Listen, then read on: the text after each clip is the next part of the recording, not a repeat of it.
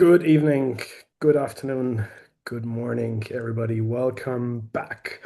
Welcome to the Light 'em Up Lounge. Welcome to our weekly live show and to our friends and family circle here.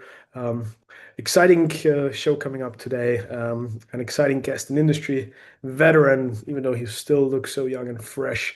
Um, and we'll talk about his new venture and his new journey as an independent consultant in the cigar industry. We have Jonathan Lipson here with us today from the Cigar Profit Consulting. Um, Jonathan will talk with us about his experience in the premium cigar industry, most notably with Alec Bradley for quite a long while, brief stint with STG after the acquisition, and now running his own show with the Cigar Profit. But we'll get into all of that. As always, thanks to our friends and family here at the lounge for tuning in. Please make yourselves heard and chime in with all your questions. And to everybody joining and watching us over on the YouTube live stream, thanks for chiming in as well. And I'm always checking and following the comments underneath the live streams. Please chime in as well. Without further ado, here's our guest for today, Jonathan Lipson. Welcome to the Light 'em Up Lounge. Thanks for joining us, my friend. Thank you for having me, everybody in the audience in the lounge. Also, thank you for welcoming me to Light 'em Up. John, let's dive right in. Let's talk about the exciting new project that you have at your fingertips. The Cigar Profit is a relatively new project, and it's, I believe, your first venture as an independent and with your own company after you've collected extensive experience in the cigar industry in different roles with different companies. How's that transition, and how does it feel running your own show now after having been with Alec Bradley for such a long time, STG, as I said, as sort of a brief little overlay? So, How's it like to suddenly be in charge and the man at the I know it is very different. I will say that. My experience runs 20 years plus at this point, from tobacconist to outside sales to director of sales and marketing, and then with STG as the senior brand manager. So having worked for somebody has kind of been my MO for quite some time. So doing my own thing, it's different, it's scary, but it's also fun.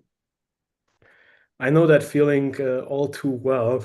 I've been an independent consultant in the hospitality and the spirits industry for well over 10 years myself.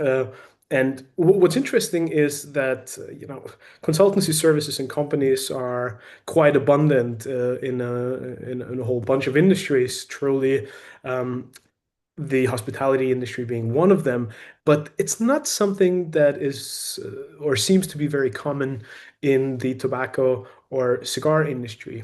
Obviously, we've had Claudio Scroy on the show multiple times. He was one of at least the first that I recognized being more proactive and sort of communicating his consultancy services to to the public.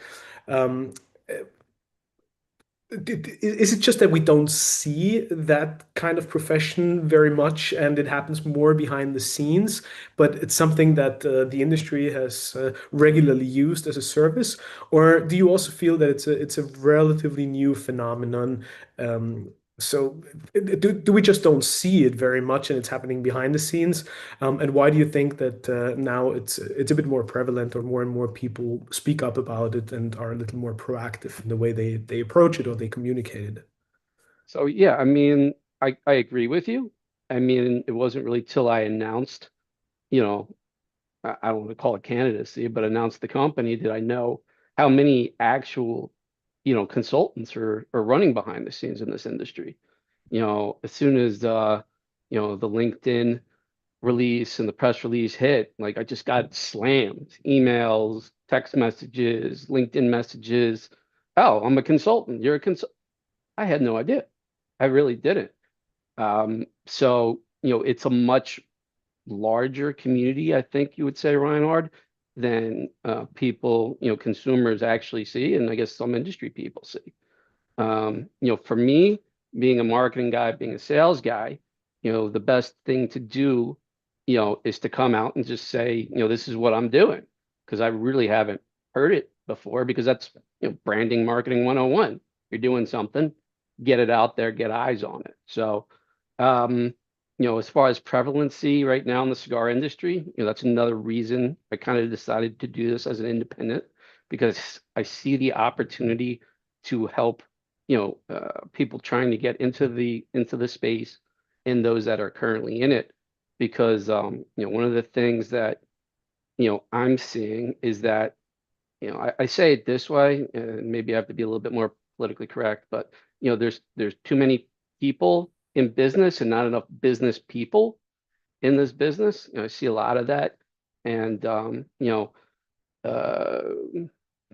formal business training does not seem to be as prevalent to, a lot of the brand owners or cigar makers, whatever you want to call them, in this industry, and helping helped, Alec Bradley, obviously, for as long as I have, being the right hand man to a group there and helping that put together. I think now that I'm independent, I have the opportunity to, you know, offer those services to, other people that could use the help. There are many great cigars out there, and one of the things I really hate is throwing my hand into my humidor, finding something with a band that I will never see again, Mhm. and trying to find that opportunity of that diamond in the rough where, I have a great product, I have a great cigar, but nobody's smoking it, or, they're smoking it, but I'm not getting, people to rebuy it.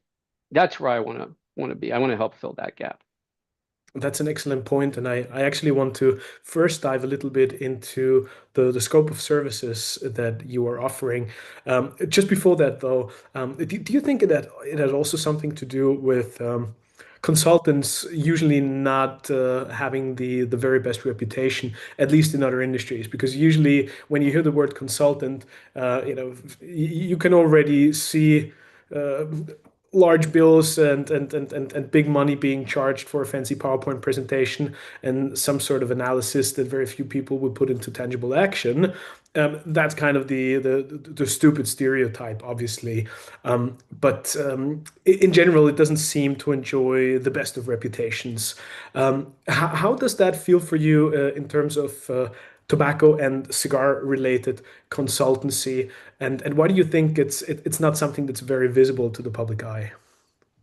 Um, I think that there is a lot of pride or machismo in this business. Everybody wants to do things internally. They want their own marketing guy, they want their own sales team, and it feels like that, possibly it might be a weakness to look on the outside. I've spoken to some other people that again, I had have absolutely no idea that they were consulting. A lot of these guys were, more outwardly, I guess, bloggers. And a couple of people came to me and they said, maybe you should, contact this guy, cold call this guy. He could use your help, this, that, and the other. Some of these guys I've connected with, like, yeah, I should talk to this guy. He's like, well, he's my client. Really? You know, okay. Not sure what that looks like, but if somebody's telling me, hey, you should cold call this guy, then, that guy behind the scenes, is he really doing that well? Um, that's kind of how I see it. This is a very old school industry, a lot of old, styles of thinking. And I think some people, yeah, they hear the word consultant, it's exactly what you were saying. Um, my goal is to not be the guy that just bills, bills, bills, and bills.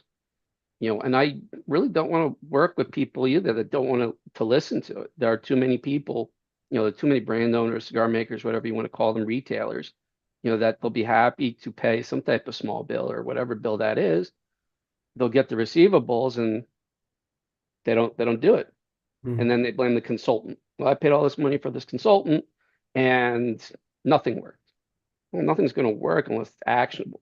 And Reinhard, I think, you know just as well as I do that, the industry is so tight and so close that people talk.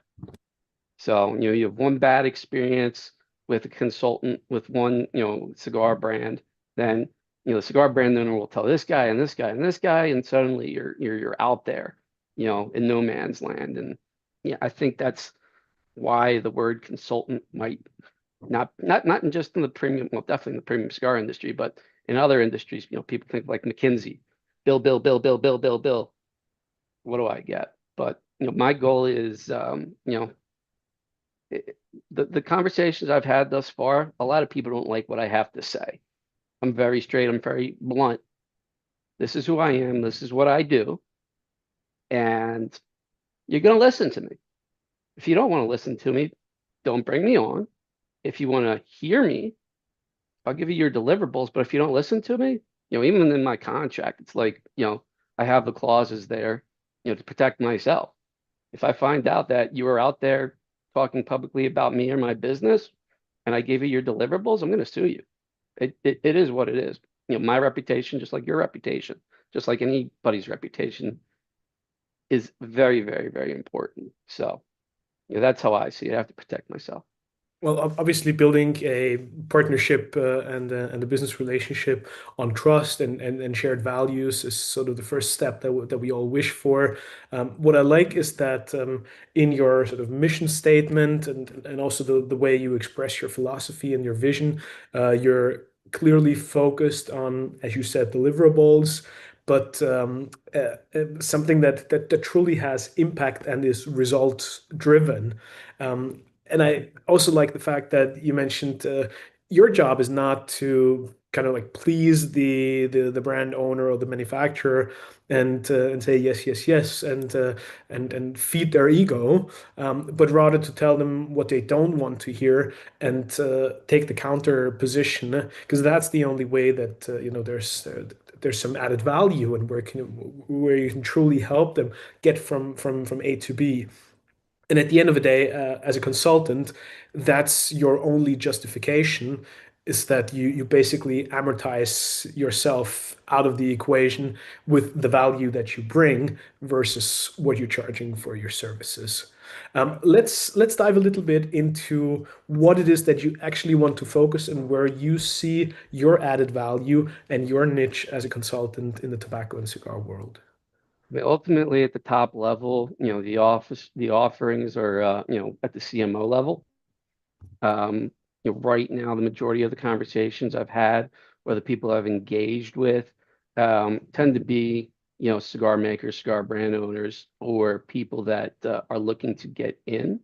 I do offer services for the retail environment, but I have yet to, see any traction there, or actually even cold call into that field because I have a lot on my plate right this second. It just seems to be from the cigar maker and cigar manufacturer, and so that's kind of where my focus is. But you know, you can't be everything to everybody.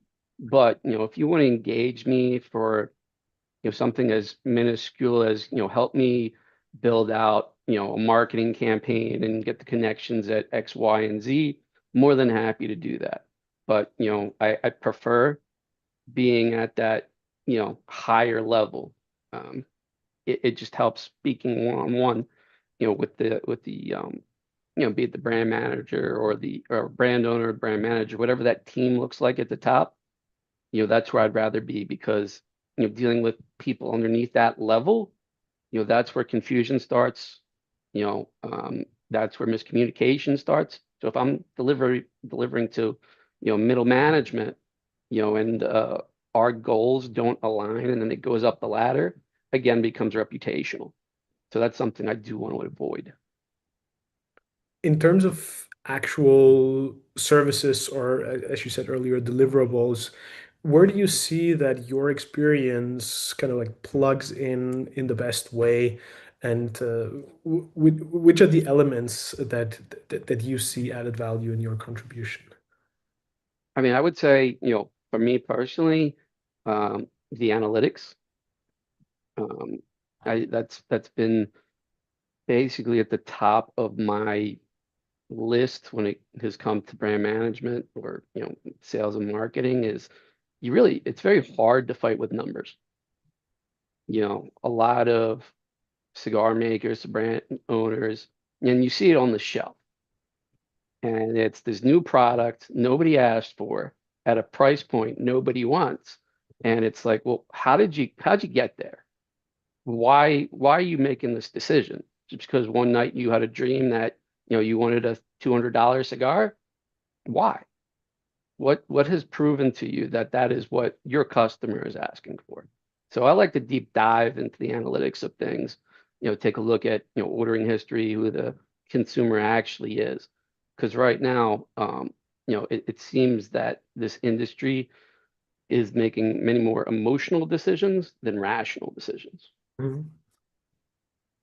So that's where I see my added value. Everything else goes along with that. Once you set the parameters, once you have the analytics, once you can, confirm your mission statement, confirm your consumer, then you can take a look at the portfolio or whatever that looks like and say, okay, we've stepped away so far from our mission statement. How do we reel that back? Or we want to expand, we want to scale. Okay, how do we do that sustainably? Having a $10 cigar as basically if that you have a $10 cigar on average, that is your core line, that's your customer base. Waking up tomorrow and putting a $150 cigar on the market, how do we get there?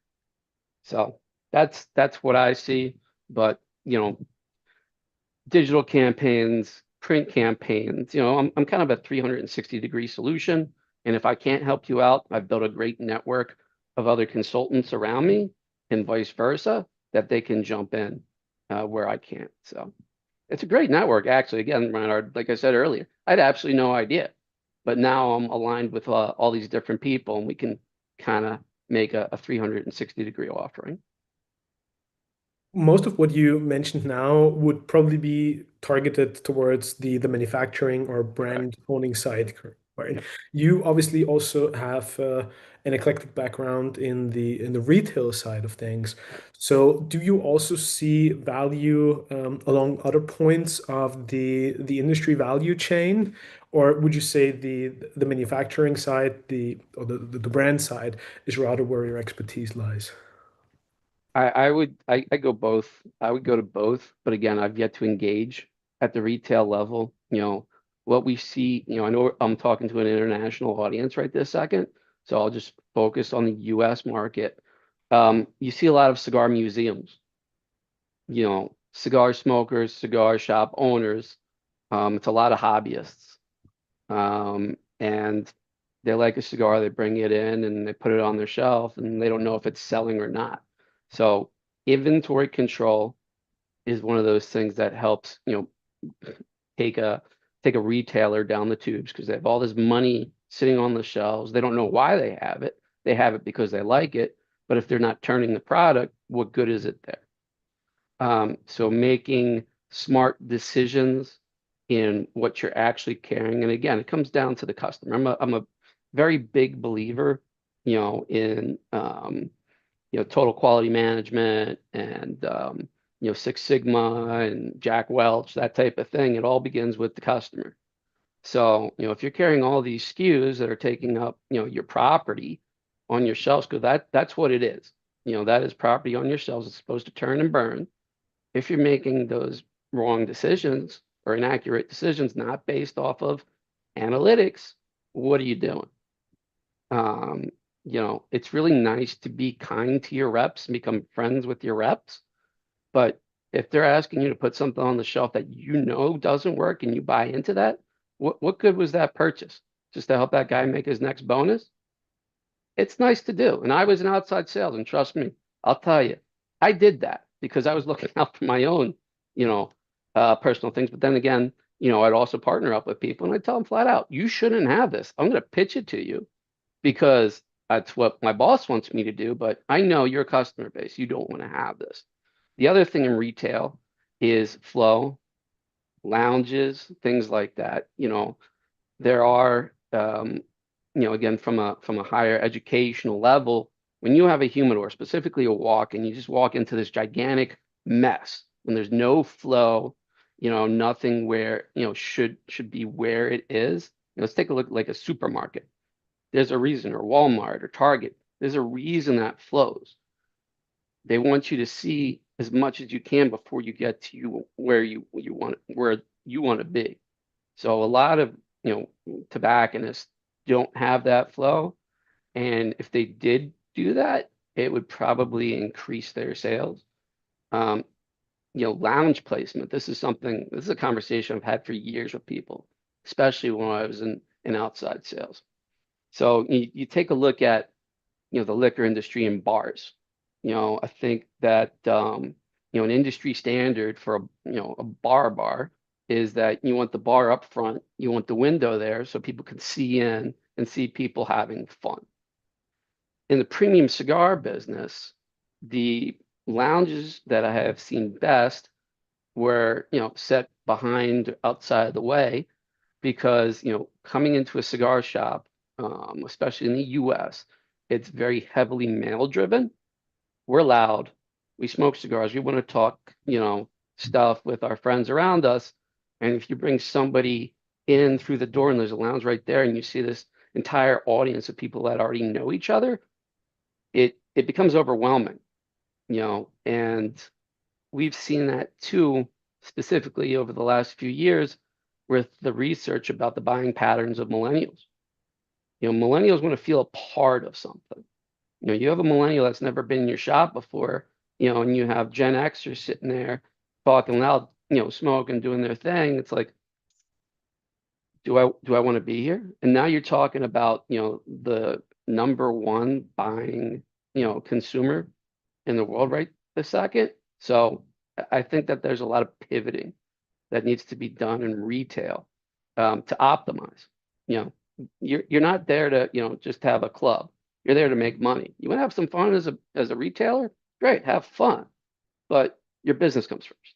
So, like you said, it is eclectic, but I have the ability to handle all of that. So You mentioned in your kind of opening statement that there's there's a certain type of cigar industry professional who comes from a perspective of being a hobbyist and a cigar enthusiast, and then the business aspect sort of creeps into the picture, and that translation is not always easy or without friction. What are some of the best practices, though, that you have seen as sort of a general rule of thumb or as a best practice amongst the retailers that truly stand out from the rest of the pack? I wish there was a best practice.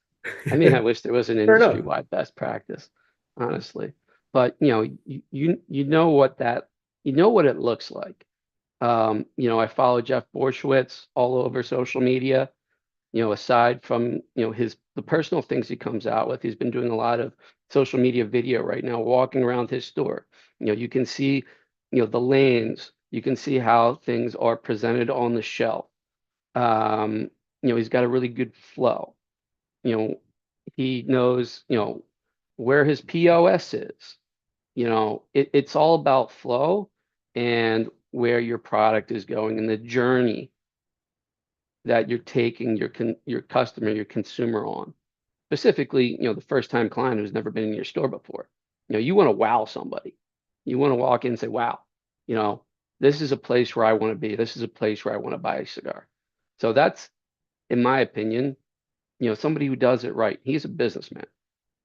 As a hobbyist, anybody with, I don't know, call it $300,000 or can rack up that type of money, get your rent, get your buyout, get product on the shelf, can open up a store. And the unfortunate part over time, being in outside sales in the US, you see a lot of that, specifically from hobbyists when I was on the street and even when I was in retail. And that was crazy. You had consumers coming up to me in the middle of a retail floor. Hey, I want to start my own shop. Would you just like, really? You're at the shop right this second. But anyway, a lot of them in the US, especially in the Northeast where I come from, a lot of ex-cops, ex-firefighters. They retired, they have their pension, they want to be in a place where they can enjoy their time, enjoy, their indulgence, which is cigars, bring their friends in, and the business actually comes secondary. And the questions I would ask them: how much money you have? I have X. How much money you getting here? I have Y. What is your sole purpose of opening up a shop? And again, 9 times out of 10 is, well, I'm retired and I want somewhere where I can, you know, hang out with my friends and smoke cigars. Okay, that's great. Well, why don't you take that $300,000, put a nice humidor together, or spend that in the shop that's already established, because that's your money. Once that's gone, and all you have is your friends sitting there in the lounge smoking cigars, and products not moving, that money's gone. So, again, I've seen it. I think many of us have. It's that you have a beautiful grand opening store. It looks more like your home den. TVs, everything else, and a whole bunch of loud people sitting around smoking cigars and bringing in their own products, smoking their own cigars from the outside in, and the retailer just sitting there on a chair smoking cigars with them. It's like, well, your money's back here in your humidor. It's not sitting right here. So, if I were to say, that if there was to be a definition of a best practice in retail, it's following the lead of actual business people. And every retailer, in this nation, they know who they are. It's not, that's not rocket science. So All very good and important points, obviously. Um, One aspect in terms of being a great businessman rather than just a hobbyist in this industry, especially when you operate a lounge adjacent to your retail, is the hospitality aspect comes first, right? You have guests walking through your door, and it's about how you treat them, how you make them feel, and offering a most hospitable experience. And then you also said there's a numbers aspect and a well-structured business approach, an analytical approach, and both together can create a beautiful synergy and magic of being successful in the business. Um, Obviously, the big question mark for a lot of people in industries now is the evolution of AI and how it will disrupt a whole bunch of industries. So far in the cigar world, it seems to be mostly image generating, fun play arounds with AI when brand owners, retailers start posting images of AI generated stuff, but not necessarily a serious number driven analytical approach to that. How much do you think the arrival of AI in the tobacco and cigar world will change our traditional means of operating and doing business? it should be huge, but somebody has to step in and say, this is a great tool. If you have a POS or, whatever spitting out of your CRM or ERP, instead of having a singular person or a small group of people going through numbers and trying to identify, gaps or, ups, downs, whatever that is, you can shove that into a machine and it'll spit out, a report that will summarize it very, very quickly. You know, I use AI almost every single day. Um, and for those reasons, there is a lot, there's more information out for the premium cigar business than people actually think, I do believe. Um, there are, and I did this, I was first getting in before I was using, Chat GPT or anything along those lines.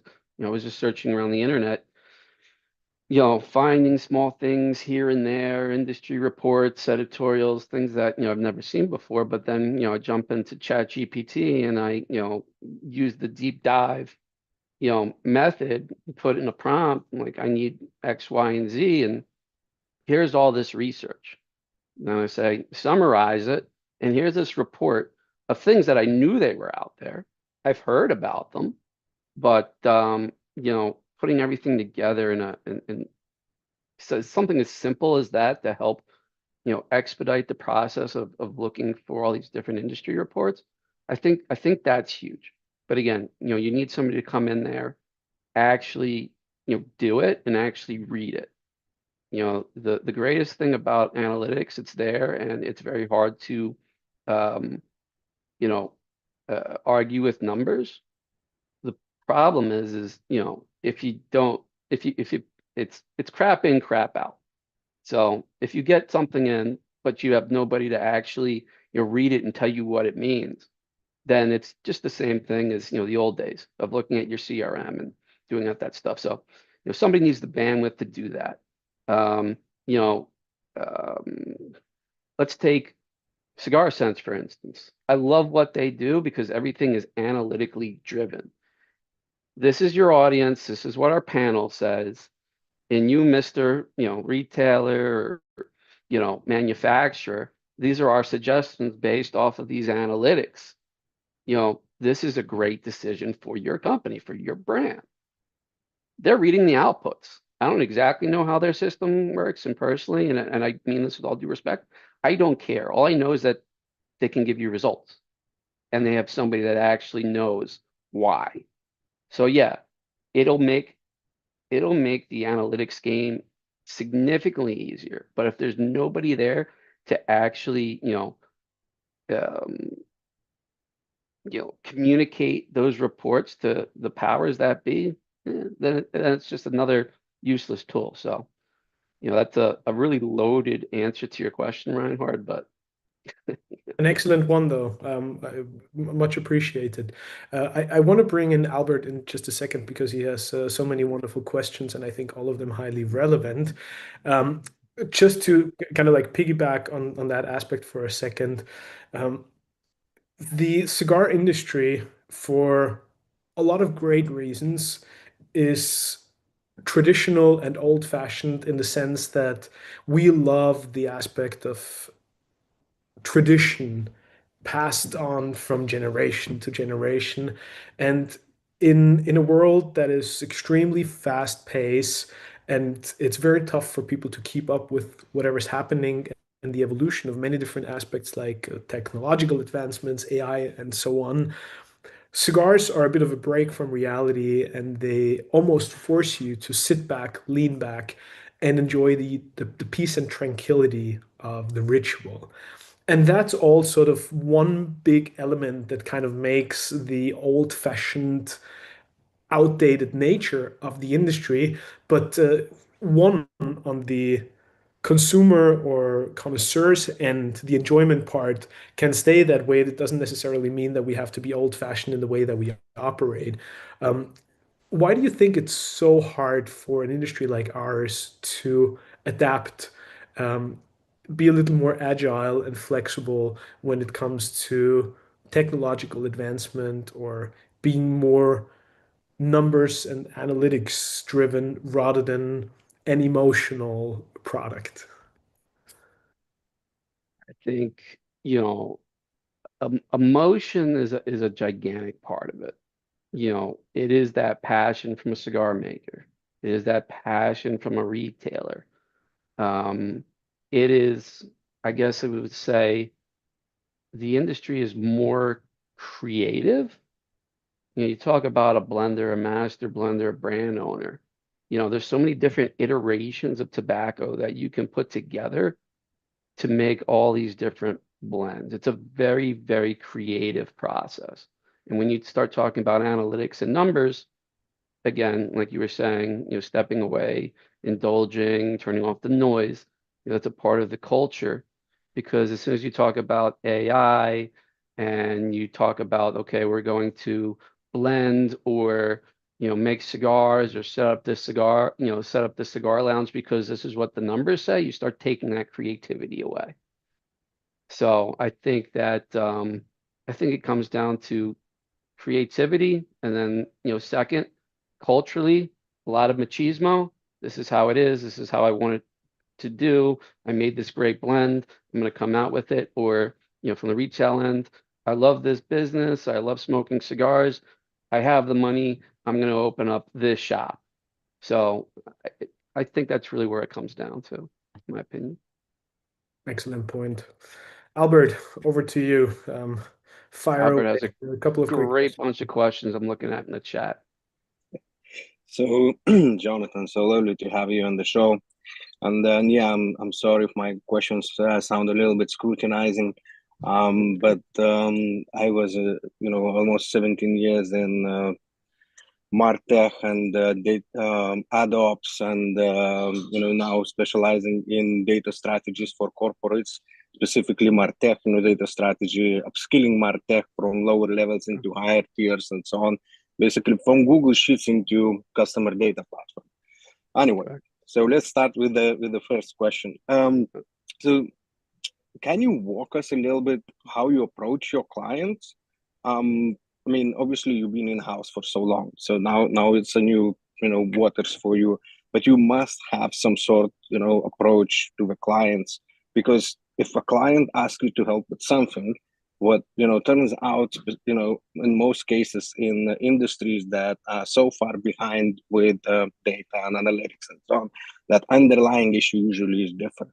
So you have to somehow win that client over and tell them that their assumptions were wrong. So how do you approach the client?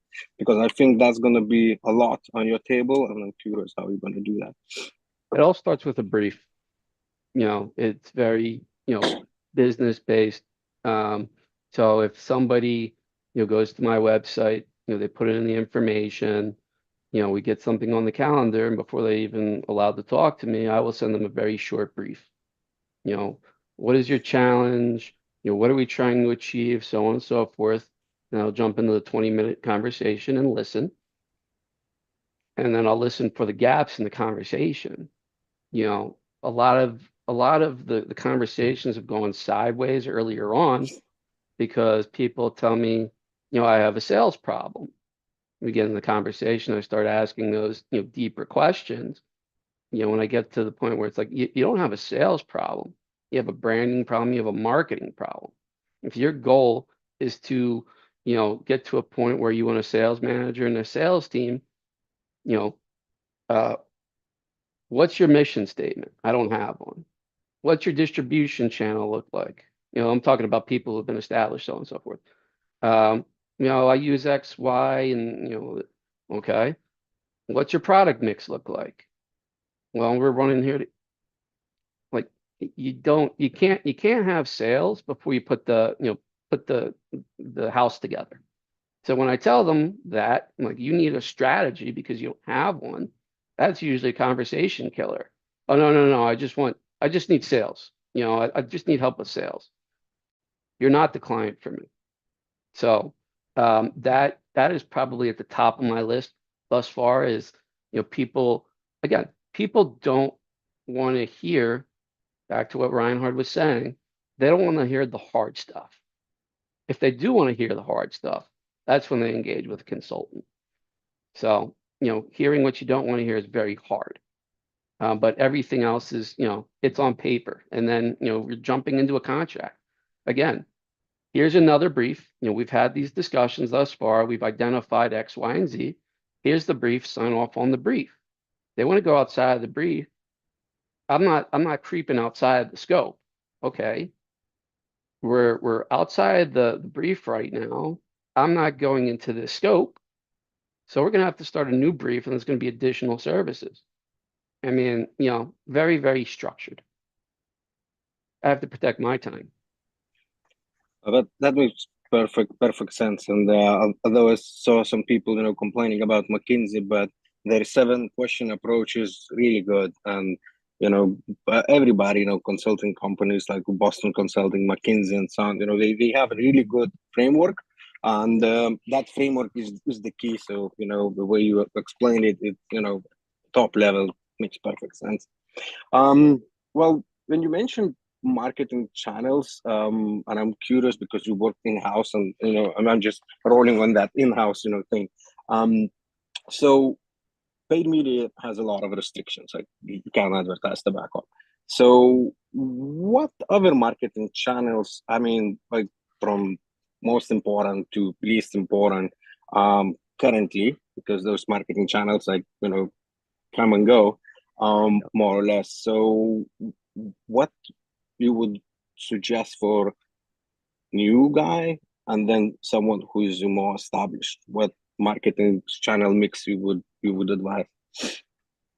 So for a new guy, again, back to your point of restriction, If you're a new guy coming in, calling up Marvin Shankin and asking to buy an ad, that's not worth your time. You're not out there. People, don't care about a picture on a page in a magazine. So for a new guy, I would say you have to be out there. The best person that can, be an evangelist for your brand is yourself. And that is sales, but it's also marketing because you're marketing your brand. You're the brand owner. You could tell. Rocky is definitely definition of that. There's no question at all.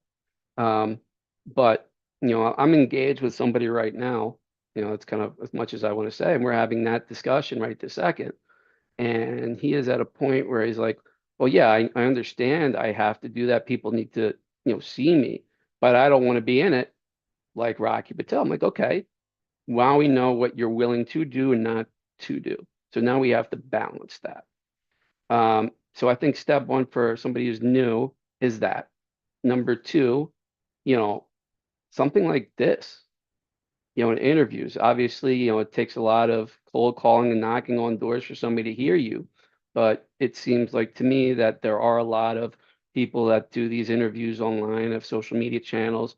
They're always looking for, to have these conversations, have something new on. And that's how a great way to sell yourself as well, instead of just running out on the street, because that exposes you and your brand to significantly more people, than, you'd think.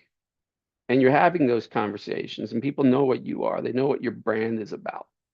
So that would be number two is cold calling and searching out, people that do these, types of opportunities like Reinhardt and some of these other guys.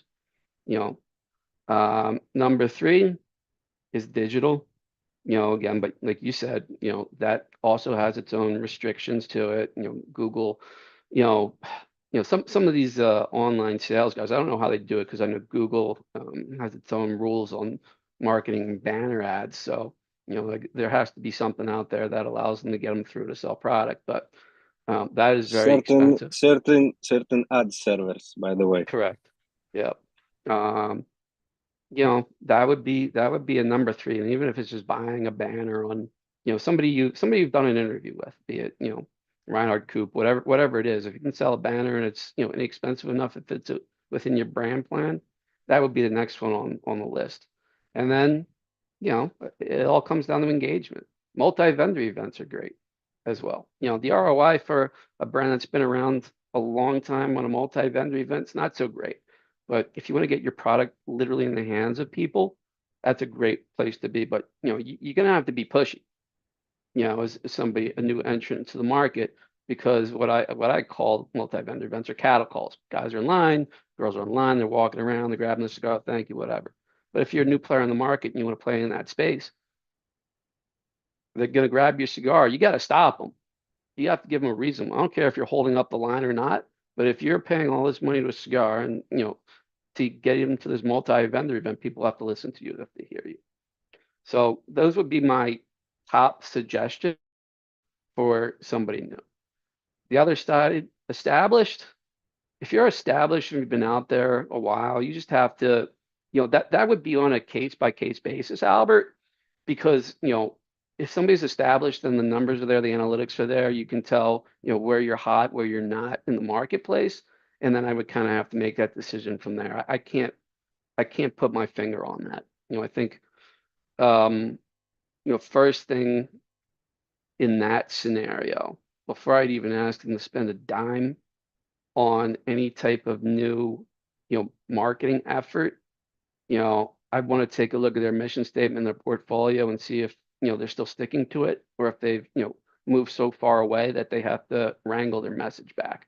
So I think that's significantly more challenging than a new entrant into the market.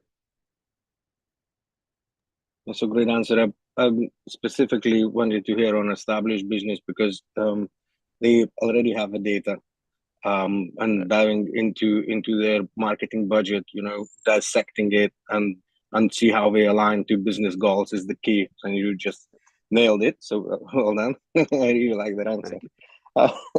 All right. One more question. So Yeah. you mentioned the evangelist, and it's in my mind that's super important. It works. but people who don't want to be the face of the brand, so we want just to be a shareholder owner. We don't want to work in the background. Maybe we don't feel that they are charismatic enough. So that would make sense for those brand owners to seek someone. Obviously, it's going to be expensive because it's a payroll. Influencers have zero loyalty. That's not going to work.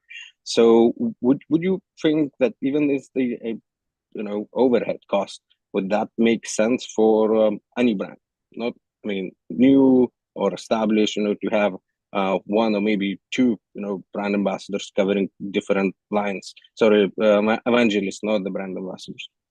Sure. I mean, I've advocated that to some people I've been speaking to. People have told me, I don't want to be the face of the brand. It has to be done right. I think liquor is a great model. And actually, I love the three-tier model of the liquor industry because it separates out the brand from the people that are, pushing the brand, which are your evangelists, and then the sales department.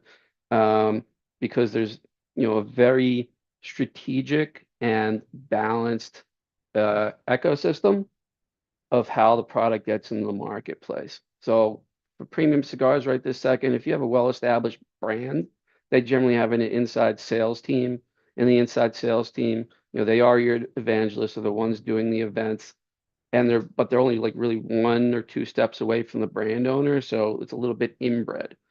If you're talking about an ambassador, let's just say one or three, whatever it is, that carve out the nation, and all they do is they're out there speaking your language.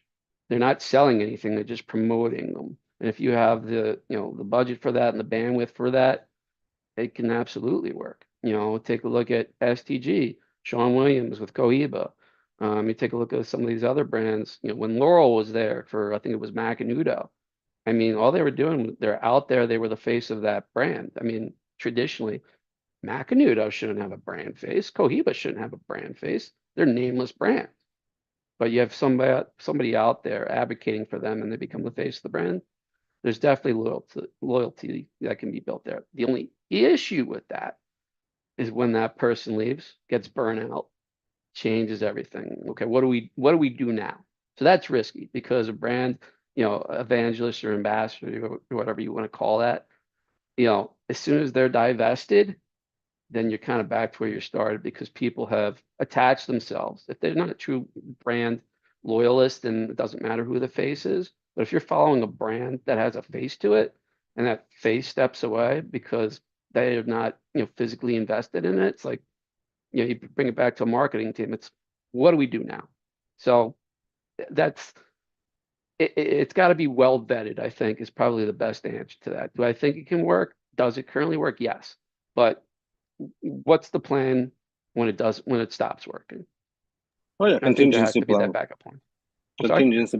Contingency plan for Correct. sure in case. That's why I asked, multiple instead of one, and there are multiple ways to do it. A lot of companies, that invest money into loyalty marketing specifically. It's just a new thing. They use brand evangelists, and then they give them share options, all sorts of things to keep them loyal and stay with the company as long as possible. I think I may make a pause here because I see Andy has a question, and his question is usually good. So And David wanted to chime in as well, I believe. So, David, if you wanted to add to the previous part of the conversation, then please feel free to chime in at any given moment. And in the meantime, Andy, we'll hand over the mic to you. Why don't we hear from Andy? Okay. So here's the thing. When you talk about in-house salespeople, okay, and they leave. I'm speaking through experience now, 20 years experience, 10 years with a particular company. They had, I'm not going to mention companies, okay, but they had a political issue, so they decided to change up in-house sales guys. Now, when I started with the company, they had like 11 or 12 accounts. When I left, they had 158 just in my state. Okay. I built the brand for 10 years. And here's the deal. I said, point blank, you're going to have a problem if I just walk away from this company as you want me to. Why don't you let me take this guy for 6 months and train him and introduce him and make it a smooth transition? That works if you have the right person you're bringing in. But the problem is that that doesn't happen. You get in a riff with an owner, everything ends, the brand dies. Nick Perdomo and his guy of 25 years in our state, I don't know what happened. I know some of it, but I'm going to not bring in the event. He left. Perdomo died in California. Okay. Nick came up to me and said, "What the hell's up with your state?" I said, "When you have somebody who is literally the face of your brand, because you're not, that rep is now the face of your brand. And there's all of a sudden severed ties with the stores. They have become friends. They have become loyal. They're smoking your brand because they like your brand. They love your brand, but they also love the guy who's with you." So stuff like this infuriates me. Okay. I was a brand builder. I was the guy that would call to come in and build the brands. I've done it with multiple brands that you know. I sent you my phone number, by the way, so we can talk. Uh, Owners that don't listen to logic are doomed to fail. And I found that out. The guy who fired me found out when he lost 75% of his accounts because he didn't do it right in my state and 2 other states. And it's amazing. Stores that listen, because a good in-house rep does kind of what you're talking about with the consulting. If you're selling Macanudo, Montecristo, Romeo and Julieta, you can put them on the floor 2 rows back out of sight and they'll find those cigars instead of putting them at eye level and doing the marketing and merchandising of that cigar. And then you wonder why those cigars don't sell. So I've discovered that a lot of failure comes from ignorance. I don't know how you feel about that, but I don't disagree with any of that. This is a small, for all intents and purposes, industry, and it's heavily relied upon by relationships. Again, and I think that also speaks to, the cultural aspect of, what this industry stands for, and what I was speaking about earlier, the hobbyist that gets into the business on the retail end versus, a business person. You know, of my time on the road, and even, when I was at the management level, and every so often I would go out and market visits and see it from a management level, you know, and a trade show is actually the best example of this. When you sit at the table with a guy, he might like you, he may not. It doesn't matter. If your product sells, he's sitting there with a spreadsheet. He cares about turning and burning product. But the reality of it is there aren't that many of those types of, shop owners, chain owners, whatever you want to call it. A lot of it has to do with, I like the rep. I like the rep because, if I like the rep, I'm going to push the rep's product. all That's what it is. You are a brand relationships. ambassador. And, proof and concept too. My Alec Bradley days, I was one of the, if anybody's familiar with the Road Warrior campaign where Alan decided to make. Lumi, yeah. So I was one of the Road Warriors in that ad, and that put even more pressure on the sales reps because, your face is in an ad, your face is online, whatever that looks like, and somebody leaves. Okay, so the brand owner is now invested in the sales team to be at the forefront of an ad campaign. What happens when one of those people leaves, gets fired? All that money you put into that ad campaign, all that money you put into making them your brand ambassador, well, that kind of goes out the window as soon as everybody you put that person's face in front of. Well, how can I trust your brand anymore? You put all this money into this, but how can I trust your brand? So yeah, it's an odd balance. I'm of the belief that is even stoicism is, is an emotion. You know, uh, business books, psychology books, all these different types of books are all the same book at the end of the day. And what I get out of it is that, humans are emotional beings, as, much as we want to think that we are, machines. And our decisions, 99.9% of our decisions are done emotionally.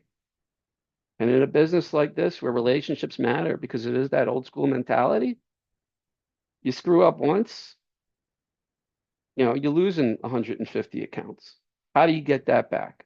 What do you have to, what guidance do you have to bring to make sure that doesn't happen? So, I'm not sure, Andy. I like exactly what you're saying, but I'm not sure if there is, I have to really think about that. That was a really hard question. I have to put my, kind of let that wrap around my head. But there has to be some type of contingency plan for that.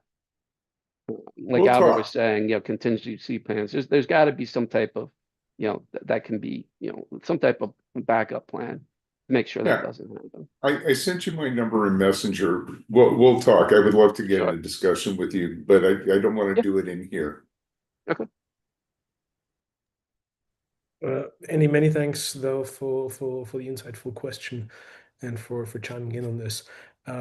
David, please, you wanted to chime in a little earlier, so if you still want to unmute yourself, then please chime in.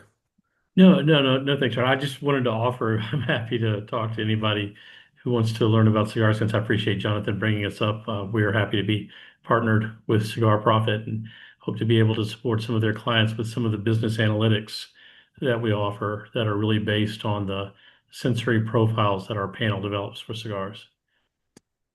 Yeah, And Dave, I meant absolutely no disrespect with what I said. I understand your process.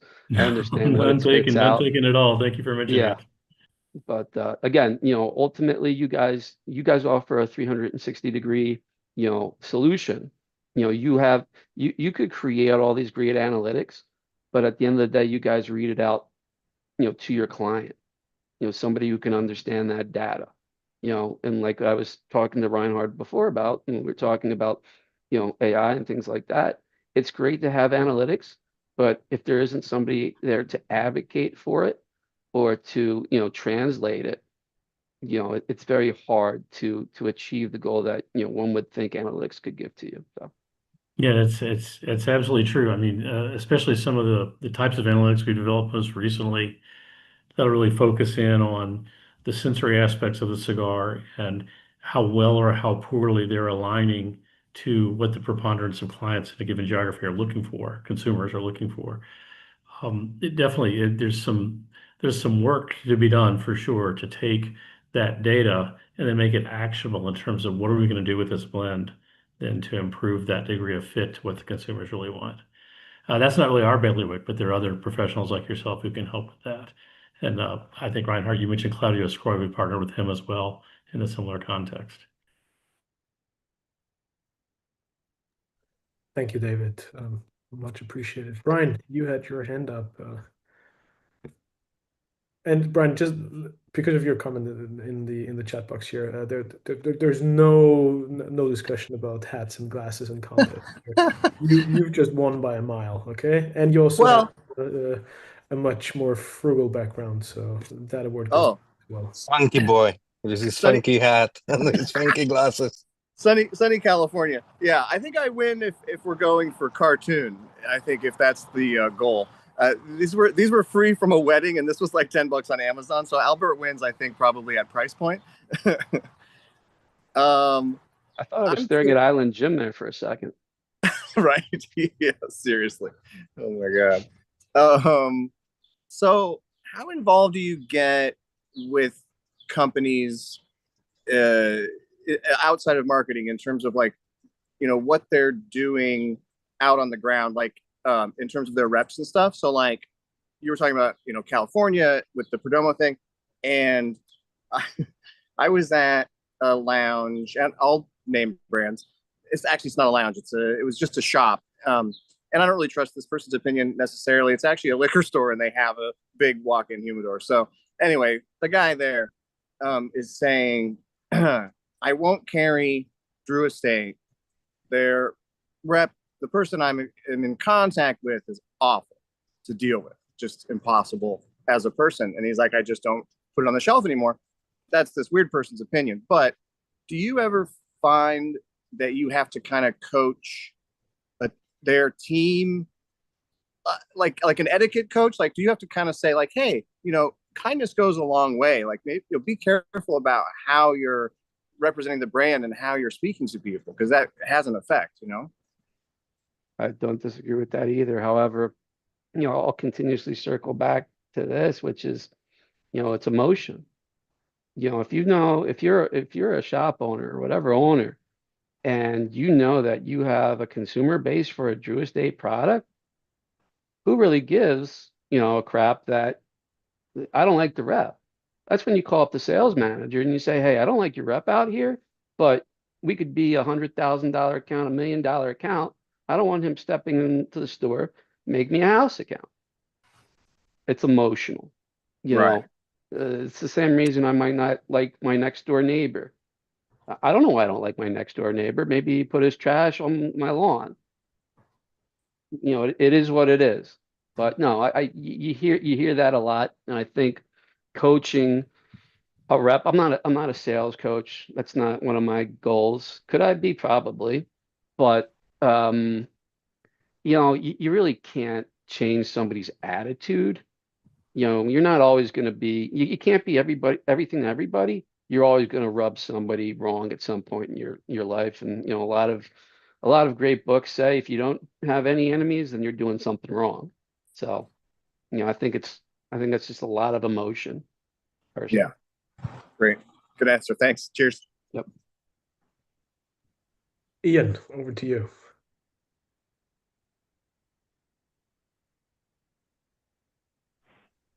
Interesting conversation. I don't come from a marketing background at all or data, but you're talking about the problems when a brand ambassador leaves.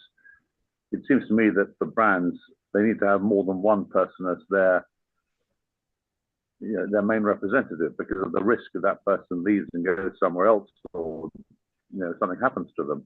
So what advice are you giving to people about having several representatives of the brand? I think Andy hit the nail on the head there, when he was saying that, all right, there was one foot out the door, but he proposed that he stuck around for a little bit and do the intros. That's a great solution. Will it happen 9 times out of 10? Probably not. The other interesting part about the US market and reps is that it's incestuous. You'll see one rep for one brand, and I did it. I worked for La Flor Dominicana for a couple of years, and I jumped to Alec Bradley. So at one point, I was the La Flor guy. We all share the same company or the same customers, but the next day I was the Alec Bradley guy. The La Flor product, I would have assumed, suffered for a little bit until they brought somebody else in, because I made that decision overnight. So, to your point, just coming off the cuff here, I think you're going to have that central leadership, unless the brand owner themselves is the leader, they're the brand owner, also the sales manager, also the marketing manager, whoever's in between the rep and the top of the company, they better be the glue that binds. And if they're not, if they can't, and that's why it's very important for a sales manager to be on the street 24/7, 365. So if I leave Alec Bradley, I leave La Flor Dominicana, my boss still knows all of those, customers. And as soon as I walk out the door, you better be on the phone to these guys and say, hey, Jonathan left. However, you're still taken care of. Everything's going to be fine. Give me, the upside to Jonathan, the downside to Jonathan, what you expect to see in your next rep. Again, that's all analytics. And a good sales manager should have been tracking that anyhow. An email doesn't work. What's that? And an email doesn't work. Email does not work. Absolutely not. I don't know if anybody's been reading my blogs, my insights blog, or the articles on LinkedIn, but I think in one, I don't remember if it was my last article or 2 articles ago, it's a personal business. There are, you got to get on the phone. Oh, you know what it was in regards to? It was in regards to, price increases, things like that, and putting out a press release and sending out emails to customers, like, and not controlling your narrative. I mean, ultimately, and Ian, and Andy too, it's about controlling the narrative. If Cigar Aficionado calls me up and says, "Am I having a price increase?" It's very easy for me to say yes, they'll print it, whatever. But I no longer control my brand messaging. I just gave it to somebody else to disseminate that instead of controlling my own narrative. So I think overall that is the case in general for brand things like that are not only customer facing, and by customer I mean retailers, wholesaler, things like that, but you're also consumer facing. You always want to try to control your own narrative, be it in sales, be it from your market division. As soon as you hand it off to somebody else, the market now decides, and you don't want that. Yeah, I understand that. I'm just thinking that for brands, it's better to have several people and perhaps not to give them too long in one location so that they are the only point of contact for your brand. I know it's difficult, but the risk then is that, as you say, you lose 150 accounts when somebody decides to leave. I've actually proposed that. I proposed that on both occasions when I was outside sales, and they kind of looked at me like they were crazy.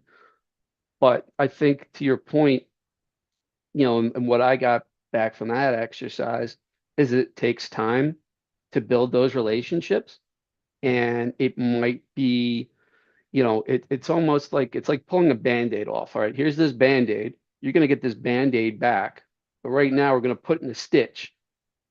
All right, we need you to know who this stitch is because he needs to know who you are, and then we're going to bring your. I mean, it's a little bit. It could get a little bit messier. Is what I'm saying. That's why I think that, as far as a sales rep's concerned, a sales manager is also a great brand face.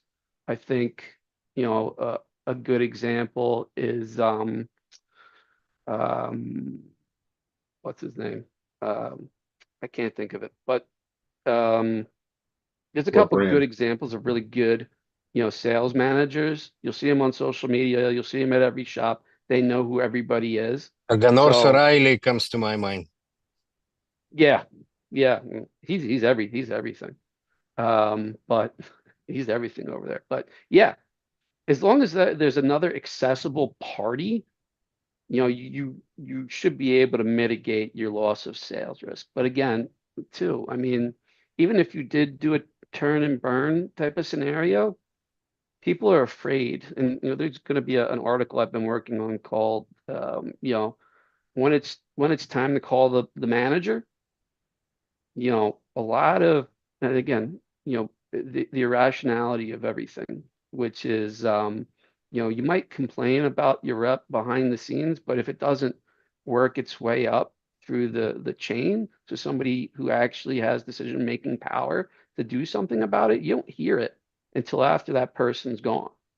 So, I I I I understand what you're saying, Ian, and I have proposed it before, but for all reasons of practicality, I really don't think it would work. I think you just need, that second layer needs to be there, and that second layer needs to know what's going on as much as they can, so they can scoop in and then hire the right people. But I don't think it's just an industry problem. I think most industries that have that issue when they're heavy sales managers or I'm sorry, territory reps, and if they leave, what happens? So, Thank you. but thank you for the question.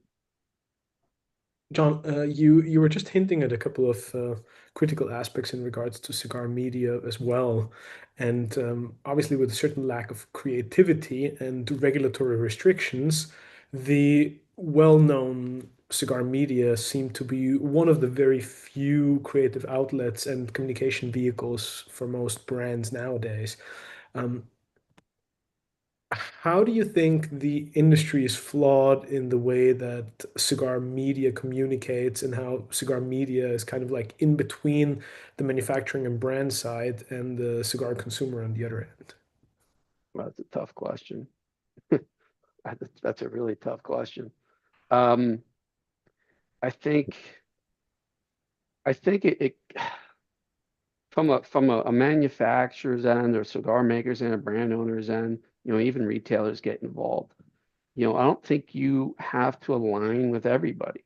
I think you can choose who you wish to align with that best represents your brand. And everybody wants to have their own Sorry if I narrative. interrupt you, but do you mean in terms of which cigar media outlet you choose Correct. in order to Correct. communicate your message? Correct. That's correct. Um, you know, and I go back to this. You can't be everything to everybody.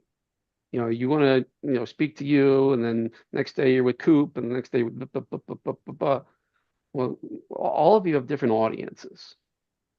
And before aligning with that, media member for an interview or something along those lines, you're probably going to want to vet them to make sure that you align with what it is they want to do.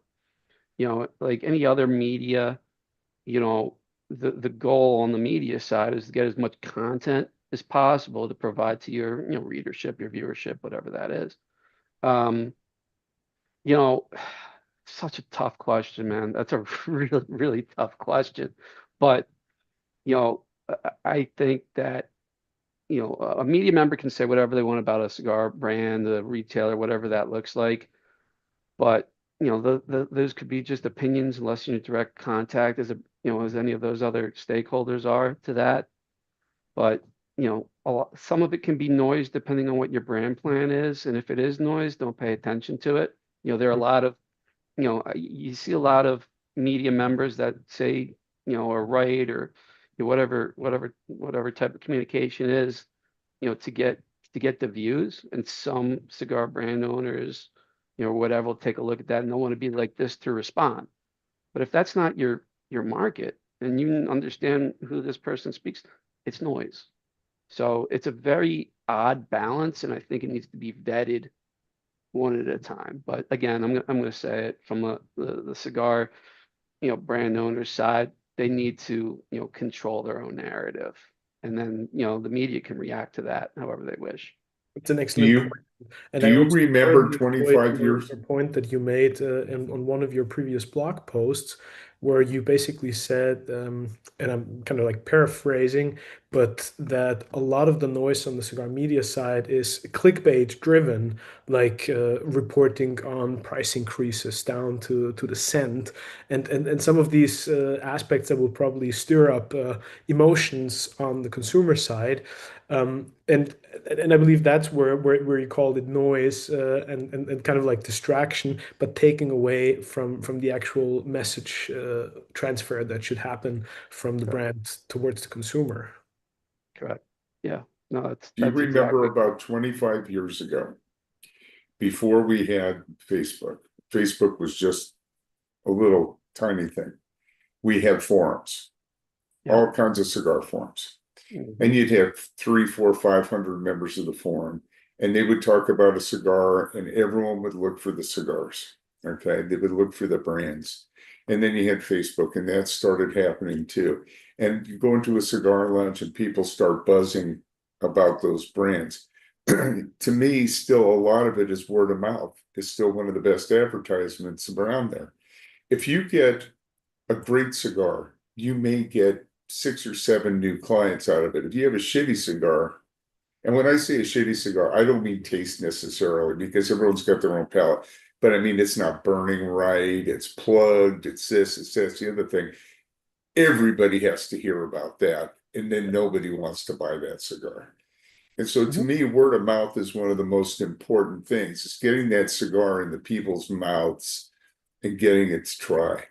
I don't know how you feel about that, but I don't disagree with that. I mean, you take a look at the retail cigar shop level that has a lounge that, it's either paid or unpaid.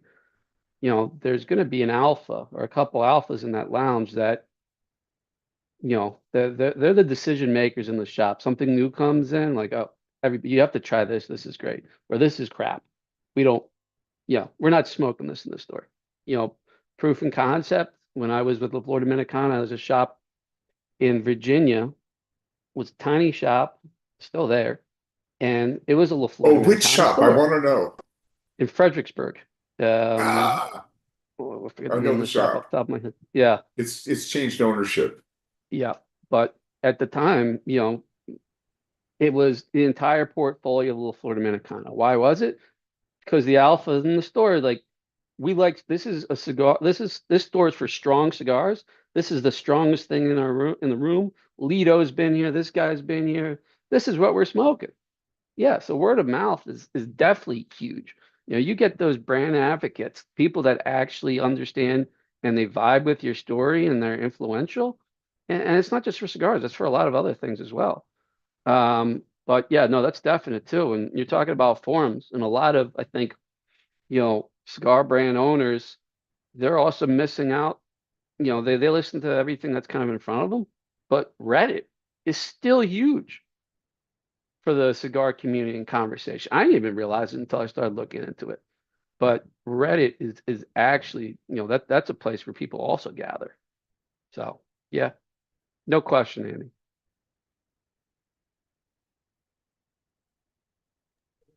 John, one question that I had was regarding another article that you put on your blog.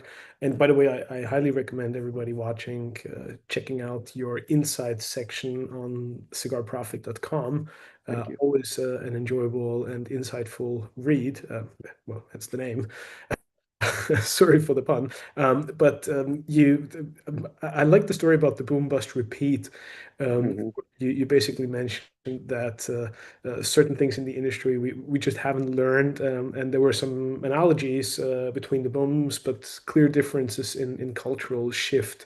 Now, obviously, beginning of 2025, we saw that we certainly plateaued or were on the way down from the highs in terms of numbers of cigars being enjoyed, consumed, or imported into the US. And it feels like the beginning of, let's get real and see when the dust settles, who's still around and who's still Yep. successful. Um, where do you think we're currently at in premium cigars in terms of the momentum, the life cycle, if you will, because like Yeah. most other products, cigars go through life. The industry, I should rather say, Yeah. not the Hmm. cigars. The industry goes through life cycles, ebbs and flows, and the ups and downs, just like the market. I think we're at a pivotal time at the moment. You know, the and I don't mean any disrespect in saying this. It's not ageism or anything like that. But the way I take a look at it is that the majority of the medium sized to larger sized players are throwbacks to the boom era. Your Rocky Patels, your Nick Perdomo, so on and so forth. They're aging, they're heading into retirement. You know, they may or may not have an exit plan. They may or may not have a son or a daughter to hand the brand off to, whatever that looks like. And it just seems that um, there's been a little bit of trend. A lot of work is being done right now by trend and not by analytics. You see all these different people, again, going back to what I was saying earlier, your core is at 10 to 12, but tomorrow, next week, you're coming out with $150. What's your end game right here? You're just bored and you just want to do it because everybody else is doing it. What's the goal? And without talking to these people or taking a look at their books, I can't tell you, but it just seems that there's a trend line going that way with your 90s boom era companies, um, there. Um, and I don't know if it was that article, Ryan, or a previous article of that, but you know, my generation, Xennials, millennials, the opportunity is there to either one, buy somebody, who's available to buy and to revamp that brand's, new house, new or same cigars, new house, new ownership, or come into the market themselves. And I was very blunt in my article about the PCA. We saw each other on the floor. It was the first time in, I don't know, well, my entire career that I've actually walked the floor, not as a manufacturer's rep. It's very interesting. Mm. And the newer generation of brand owners did not at all impress me. There were a few. A couple of weeks ago you had on Platinum Nova. I think she's doing an outstanding job. I think she has a great mission statement. I think she knows who she is and who she isn't. And this is what I do. And she said it point blankly, like I can walk in the shop. She told the really great story about walking in the shop and, the brand or the shop owner basically not giving her the time of day. And she's like, okay, I don't need your business. Whoa, whoa, whoa, whoa, whoa. That is somebody that's going to make it because they are sticking to their brand plan and sticking to what they stand for. And, what I'm seeing now, at the show, there were people that were, you could tell that they were undercapitalized or, you know, they were actually great at branding or great at marketing. But when I had the conversations with these people, they didn't understand the industry. So the next generation has to be all in.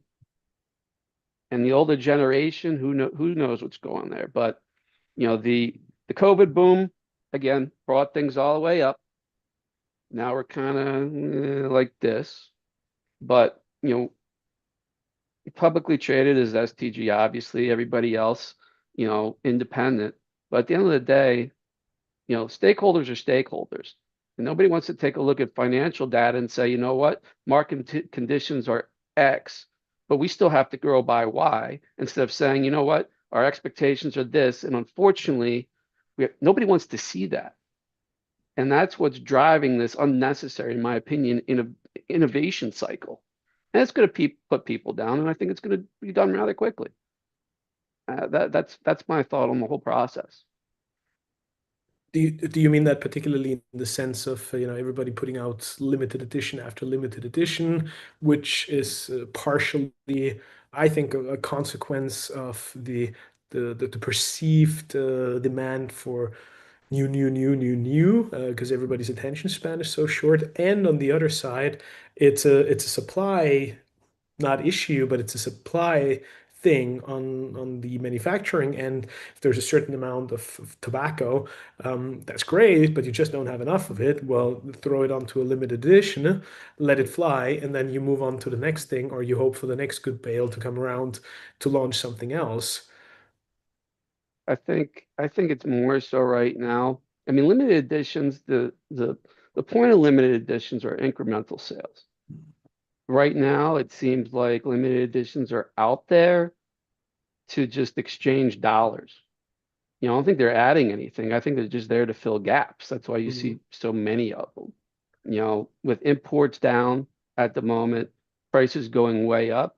We're talking about, the economy. We're talking about economies of scale too. It just seems to me at this point in time that everybody's just trying to exchange dollars just to get at least a flat or up a half a point up.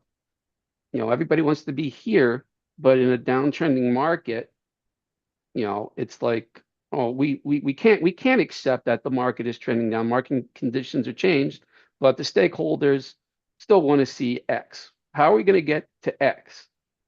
Well, we're going to put out Y to try to at least get the break even, or to get to a point where we're a couple points up, so we can just come back at the end of the fiscal year and say, you know what, we wanted 20% growth, we got to 3.5. Growth is growth.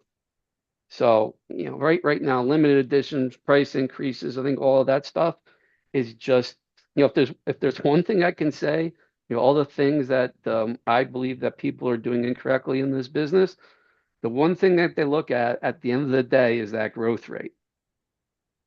They have to grow, and they'll do it by any means necessary, be it, limited editions to exchange for dollars, whatever they have, price increases, but price increases have their own things too. And, it's all very convoluted, but, everything I would say at that point is kind of, there's the one very important goal, and that's that growth number at the end of the year. And that's, I think, why you see all these different limited editions, personally.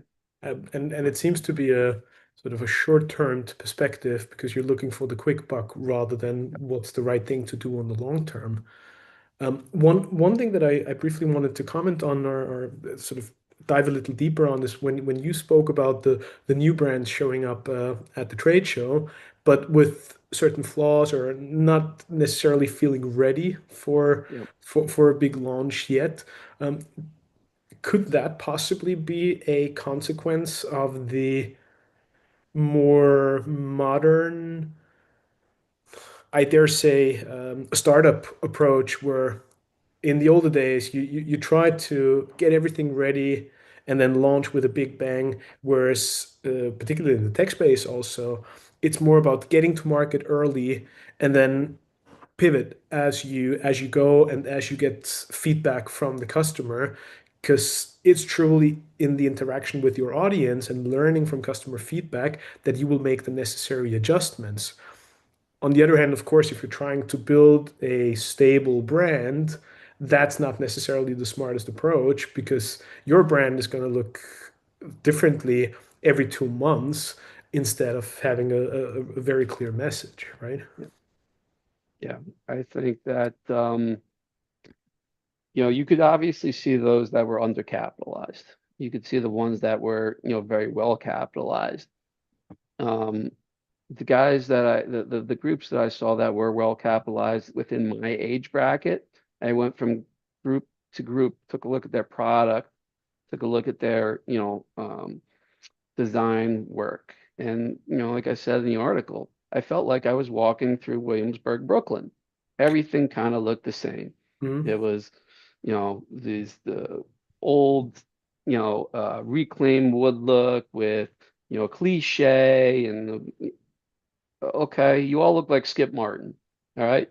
Like, best of luck in your journey because nobody's going to see what your product looks like.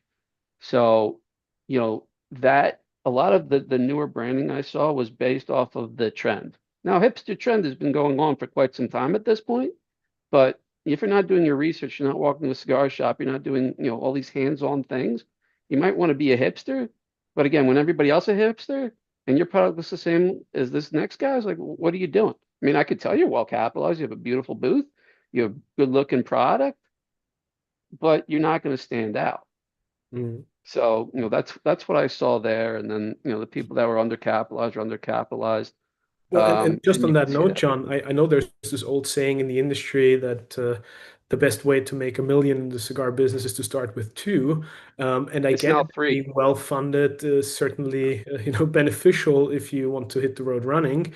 On the other hand, social media now is cherishing the journey, the evolution, and we can be part of people building something, and that can be appealing as well. So if you don't have the means or the necessary capital, maybe think of that as an asset or your strength and let people be part of that evolutionary journey of yours and be open and frank about we're finding our way here with all of this, but be Yeah. a part of that journey together with me, and let's build something over time, kind of like a community approach rather than, here I am, I've got it all figured out, Yeah. we're well funded, here's my brand.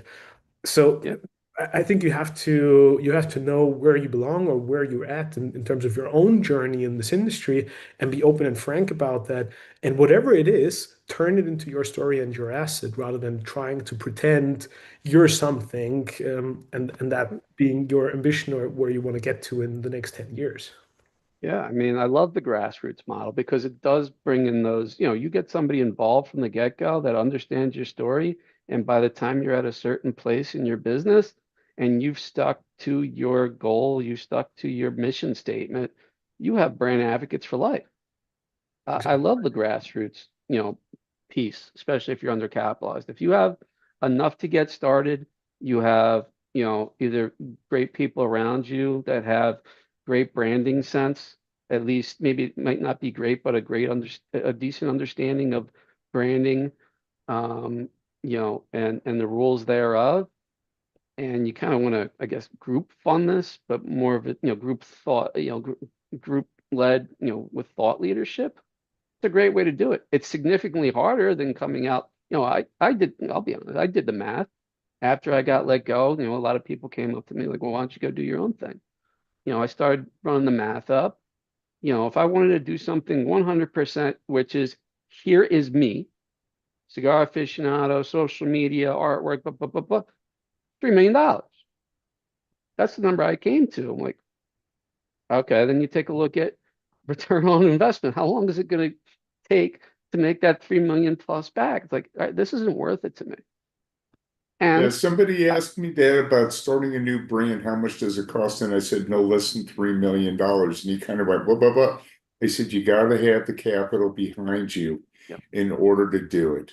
A story, a good quality product, and you got to be able to spend the money to afford getting people out there and spreading the word and doing your work. Yeah, I mean, you can go the grass. You don't exactly need 3 million. 3 million is the perfect number if you just want to be up, ready to go. I think the min is probably a 500,000, and you're heading into grassroots. You're getting people involved in that. You're managing your marketing budget. You're choosing your spot. Um, I believe that can be done, but like Reiner was saying, if you just want to go, it's definitely 3 million. That is your bottom number. Period. So, no, I think that Reinhard, to kind of circle back to your question, to an answer to that, there are many different ways into getting into this business from the cigar brand, owner position. One of which is $3 million to market. Here we go. The other one's the more grassroots campaign. But either way you go, if you're not doing the footwork to start with, and You're you're just not burning carving out money. your position, you're dead. Yeah. And then all you do is burn money no matter how much it is that you have at your disposition. Correct. And I think one of the biggest downfall to any new brand coming out with drab packaging, you know, using reclaimed wood, it's like, take a look at the humidor. What's in a humidor? Most humidors are pretty dark woods. What goes in a dark wood humidor? Dark wood boxes. What's in a dark wood box? A brown cigar. How are you going to stand out? Like, is there anybody here that understands color theory? Like, if you're going to be in a dark environment 8 times out of 10, maybe you want to give a little color to your branding. I don't know. Just me. So, research and development, R&D. Doesn't matter how much money you have, unless you got that R&D in and you can come out and say, all right, here's my mission statement. This is what I'm going to do, as far artistically, and this is how I'm going to stand out on the shelf. This is how I'm going to stand out in marketing, because there are very few things that actually, differentiate one cigar from the other outside of the blend. Blend's not understood until somebody puts it in their mouth and smokes it. Everything else is marketing. How am I going to get that cigar into your mouth? That's it. Cigar brands are marketing houses. The cigars are actually secondary. You can get your cigar in somebody's hand once because of your marketing, but that cigar better be outstanding and hit exactly the market, that you've defined that you want to go after. Because if you've defined it, if you haven't defined it, but specifically if you defined it, I want to make cigars in the $12 to $15 range that speak to people over the age of 40 who are middle to upper class and who like La Flor Dominicana, Pepin, something that are gonna, that's going to kick you in the teeth. Here is my brand. It looks good. I think it performs well. I've done my research. Terrible. Bye. Okay, you didn't there was something in your research you missed, and that's where David comes in. You can go to a guy like him who's got all that research. Uh, You know, on that all the note, or footwork needs to be done to be successful. John, on that note, but looking at it Yeah. differently, specifically on the mission statement aspect, Mhm. what would you favor? A brand having a clear why as to why this that they're doing what they're doing, Mhm. or what it does to the consumer, or what it's supposed to do to the consumer, how they should feel when interacting with your brand. I think you have your choice there. I really do think you have your choice there. Um, it's just it's hard to, in an ever-changing environment, in a in an industry like premium cigars where legislation can turn on a dime, figuring out where to create that moment and when to create that moment may be impacted by the legislation around it. So, that's something that needs to be considered. It's, what moment, if you're going with a mission statement where you're basically saying, all right, it is the mission of this company to create this moment in this environment without, understanding the possible legislative aspects thereof, that is a danger. The other way to go is like, all right, this is how, this is why we're doing this and who we expect our customer to be. I feel like that's a little bit safer. I think that's that tribal mentality. What I see when people do that in a mission statement, right? We're going to create this tribe.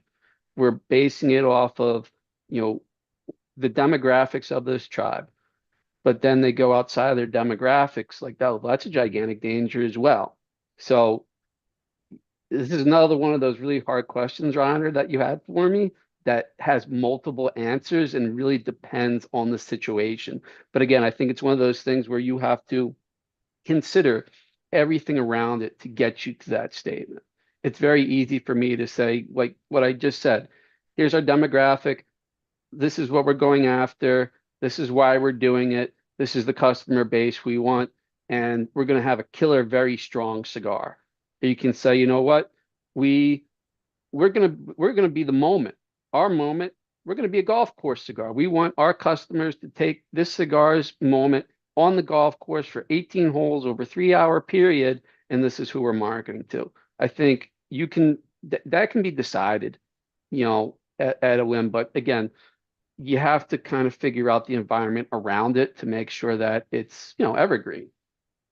Just because, the space is, the regulations can kill a mission statement in a second. Absolutely true. John, this is all incredibly fascinating and a very, very different perspective, I feel, on the premium cigar industry, and has a very, very interesting strategic lens and focus that I absolutely love. And I know there's so much more to explore and discuss that we definitely need to take another proper deep dive and explore a lot of these other alleyways in the very, very near future. Um, One thing that I would like to round today's session off with is, again, a very generalistic question on a very broad subject. But looking ahead, um, you've got your work cut out. That's very clear, not only from today's conversation, but I feel that the industry needs people like yourself, with the experience from the inside, but also looking at brands and retailers and all the chains of the entire process with an outside perspective, because I've experienced firsthand myself how incredibly refreshing and important, valuable it can be to have an external consultant with a fresh set of eyes who's neither biased nor blinded by having been within a company and organization for such a long time. That can bring tremendous value to an operation. And I wish you nothing but the very best, lots of success, Right. both for you personally and your company, but also for the entire industry, because I feel that it's a tremendous opportunity for all of us to grow and to learn from each other and learn from best practices. What I wanted to leave you with, though, is a simple question and a very complex and difficult one at the same time. If you were to look at the end of the year, the next couple of months, and an easy fix, and it's not easy at all, um, what's one of the things that we all as an industry, whether it's retailers, manufacturers, brand owners, what could be one thing that we all should do better and be aware of in the next couple of months in order to step up our game? Listen to the consumer. It all starts with the consumer. It really does. I think that there's a gigantic price gap right this second while everybody's trying to premiumize. And I think both the retailer and the manufacturer are forgetting about the buyer. It's just got to be aware of the environment. Excellent point. My thought. Jonathan Lipson, the Cigar Prophet. Plenty more to come, I feel, and lots of good things. It's been very refreshing and a true delight to have you at the Light 'em Up Lounge, John. Thank you so much for your time, for all the valuable information that you shared with us. Again, I can only leave you with wishing you all the very best and lots of success. I look forward to seeing you very soon, sharing a cigar with you in person again, and keep it up. We're definitely curious to see what comes out of this beautiful venture. And again, if I may, just a recommendation to all of you: follow Jonathan's work and his posts on LinkedIn, but certainly the insights part of his website. Great content and a refreshing look at things. With a bit of edge and definitely a different spin. Much appreciated. It's been a privilege, Thank you, John. Thank Rod. you so much. Appreciate it. Thank you. Thank you, everybody. Folks, thank you very much for joining us today. We'll see you all next week, same time, same station here at the Light 'em Up Lounge. Until then, be safe, be well, light 'em up, and thanks everybody. Good night.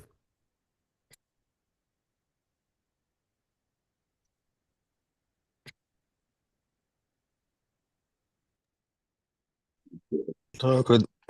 We are not live anymore.